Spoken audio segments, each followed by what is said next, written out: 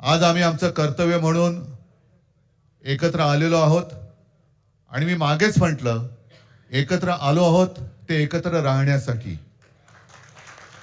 यापुढे मुंबईवरती आणि महाराष्ट्रावरती कोणी वाकड्या नजरेने किंवा त्यांच्या कपटी कारस्थानाने महाराष्ट्राला मुंबईपासून किंवा मुंबईला महाराष्ट्रापासून मराठी माणसापासून तोडण्याचा प्रयत्न करेल त्याचा राजकारणात खात्मा केल्याशिवाय राहणार नाही। शपथ घेऊन आम्ही मैदानात उतरलेलो। उत्साह अमाप आहे। मी तुमच्या सर्वांच्या माध्यमातून मला कल्पना आहे की आज केवळ महाराष्ट्रच नाही तर अख्खा देश बघतोय।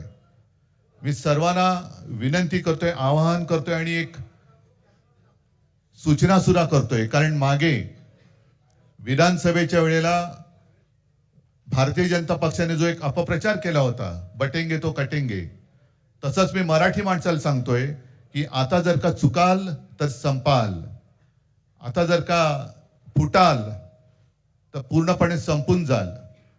म्हणून परत एकदा तुटू नका, फुटू नका आणि मराठीचा वसा टाकू नका, हाच एक संदेश मी आमच्या आज दोघांच्या युतीच्या निमित्ताने संपूर्ण महाराष्ट्राला देतो आहे। आणि मला खात्री आहे की मराठी माणूस हा सहसा कोणाच्या वाटेला जात नाही, पण त्याच्या वाटेला जर का कोणी आलाच तर त्याला परत जाऊ देत नाही।